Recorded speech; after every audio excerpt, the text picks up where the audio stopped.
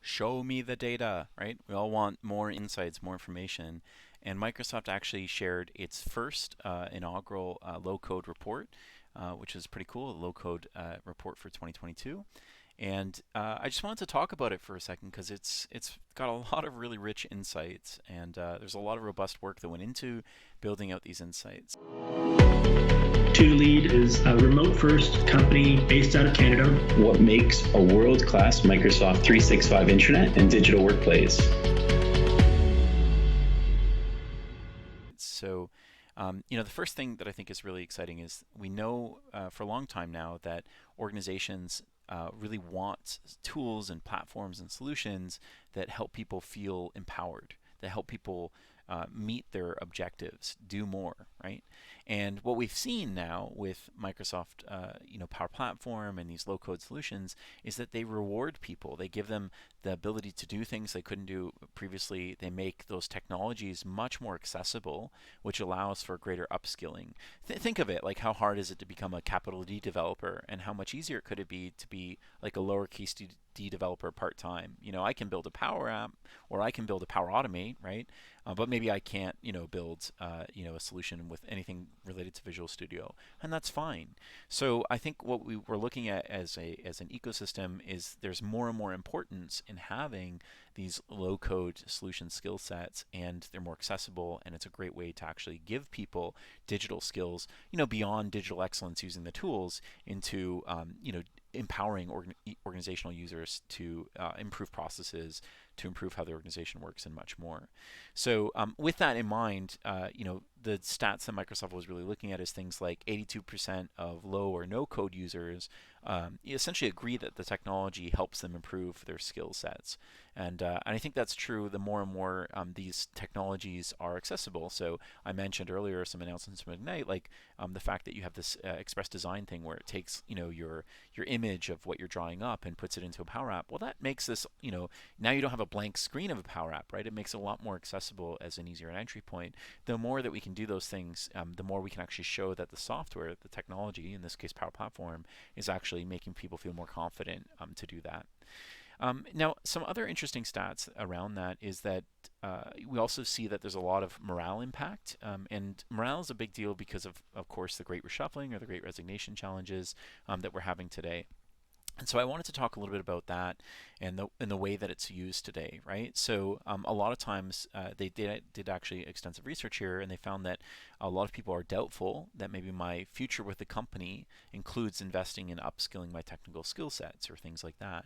Again, organizations that have Power Platform at the ready literally have an option to give their users, their employees, and say, look, if you've got a technical idea, yes, there's work involved, but we've got programs to teach you, we've got communities, we've got, hopefully an organization with good digital excellence initiatives has all these things to help uplift people so that they can use these tools, these advanced tools, right, to solve problems. And when you do that, what you find is that you're able to satisfy this need. So if you don't know this today, the need to invest here is really high. 71% of potential users are more doubtful of their futures with a company that does not invest in technical skills. So again, a really easy way to prove you're investing in technical skills is to not just have, hey, we have Microsoft Viva Learn, and we have, capabilities where you can go learn and upskill on your own time, but to encourage it as an organizational investment and to give people tools like the Power Platform, I think is a good indicator of those things. And of course, you don't have to just use the Power Platform. Using a Microsoft list and building a solution with a Microsoft list is just as compelling and often just as good at kind of, again, uplifting some technical excellence there.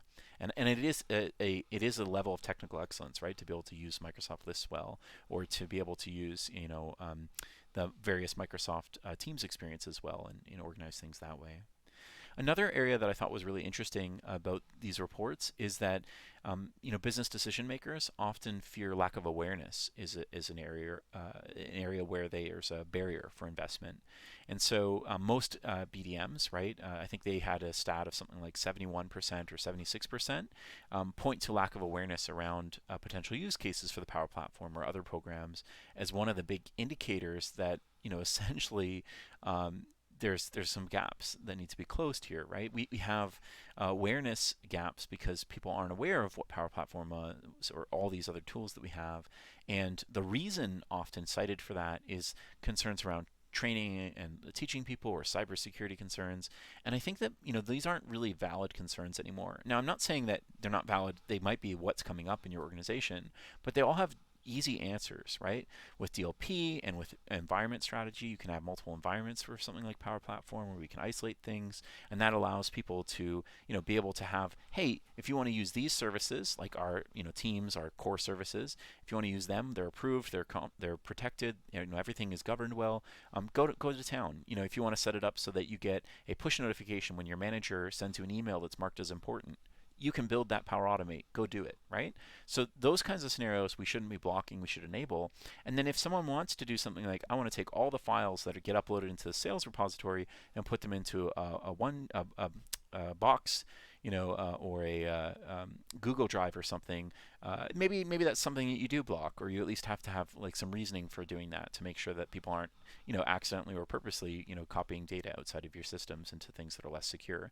So there's lots of ways to do this in a governed way where you have environments where there's a lot of freedom, but that certain applications or integration points or other things are blocked via DLP, and then you can kind of elevate yourself to new environments and then have those capabilities with training or IT approval or things like that. So again, there's answers to these problems. And then the training one, I also find quite frustrating in the industry that we're still running into this challenge of, we want more awareness. We know that these tools can help, yet the awareness is held back because of this concern around the cost of training and guidance.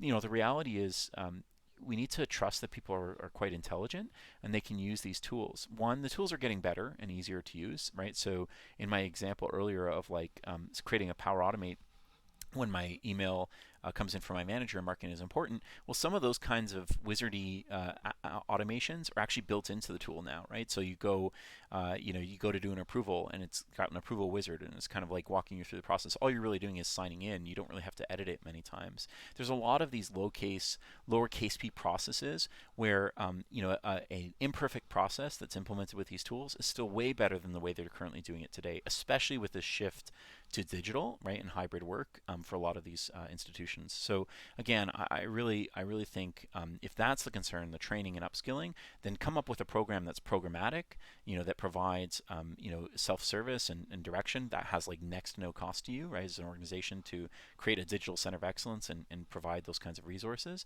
and then see what your team builds before you invest further, and you'll be surprised at how much you can actually get just from removing barriers and enabling people.